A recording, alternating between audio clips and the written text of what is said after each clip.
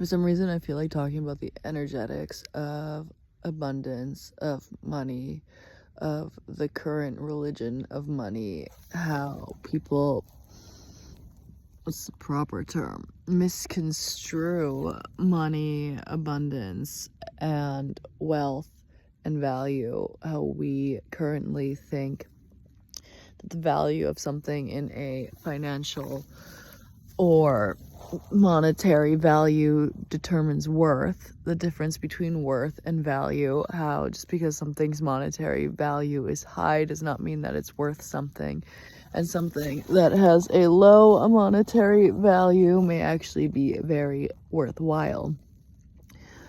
I've been really actually, this topic has been really fascinating lately, because first of all, I tattooed a Freyja rune on my right hand.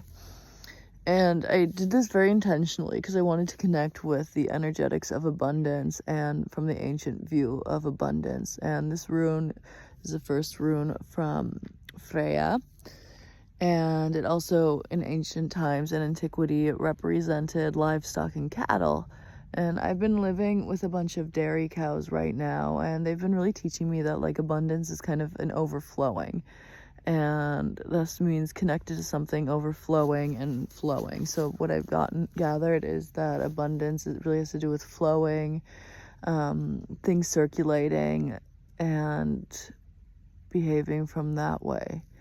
And an interesting part of this flowing is, I think now with our current financial system, which is based off of fiat petrodollars and not really backed by anything sound, and printed from privatized institutions, that there's been a distortion of abundance and value, and that has been very detrimental to the progress of humanity and society.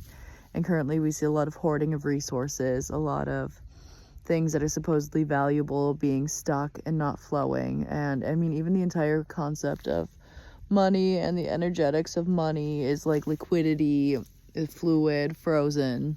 That's to kind of do with the element of water.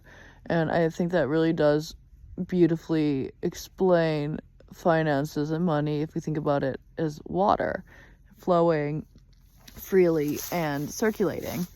And I think this is why this big distortion has come upon humanity, because people worship this religion of money. They think about getting money. That's their most important thing. How much money can I make? How much money can I extract? How much money can I hoard? How much money will this make me? Where can I get more money? Money, money, money, money, money.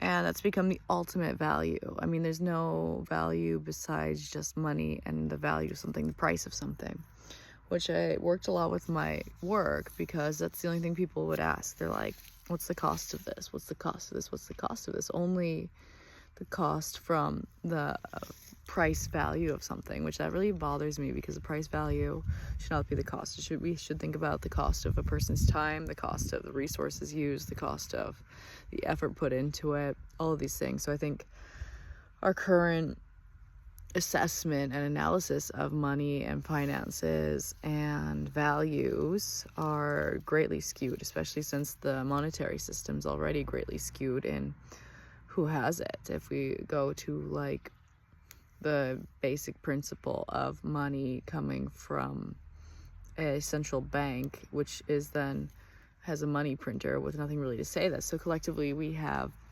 this belief in something that is merely just a belief, yet we all accept it, and we all think that this is the reason why we exist, what we need to have, and this is the only option. And that is very strange, because if we attach from the current monetary system, the current financial system, and we think of the energetics of money and abundance, and it's a very feminine topic, it's a very feminine thing, and it's been overlaid by a very masculine, controlling, subjugating, hoarding and power dynamic, because we take the earth, which is a feminine energy, and we monetize the earth, we extract from the earth, and then we turn valuable things from the earth into something that we can trade for money.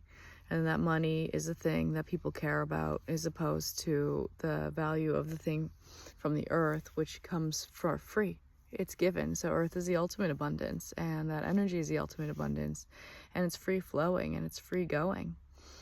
And this distortion it's been very damaging to humanity because of its, I think, very damaging to the masculine energy, because many men, their main belief is money and making money, and that's their only value that they can contribute, is making and gaining and hoarding and extracting money.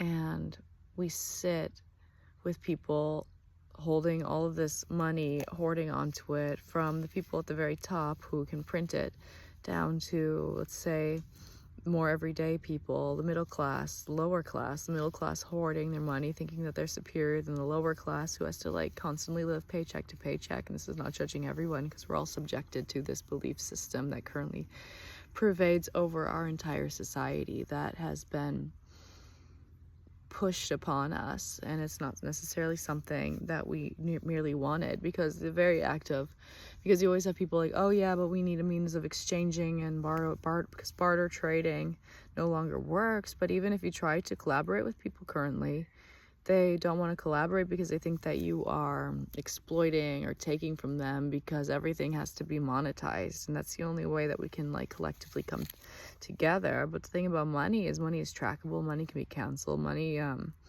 currently outweighs community, and we've started to worship money and worship value and worship the price on a screen that dictates our actions. It dictates resale value. It dictates how we decide we live our lives, what we define as safety, what is not safe. And I don't necessarily believe that that's the best way to value things. I think values stem from many different things besides just a monetary value. I have very different values from that value system. But then if you point out your values being different than the money value, people think like, oh, that's just because you're poor, or that's just because you're privileged. And then it comes back to the almighty value of the money, which is very strange. It's very strange to detach from the emotional connection to money. I used to have the belief that money equaled freedom, and once I broke that belief of money equal freedom, money does not equal freedom. You are already free, but in our current framework of society, they led us to believe that money will make you free. But money will only chain you more, because you will always be chasing more money unless you have the printer for the money. And I don't have a solution for this one. I don't know what to do.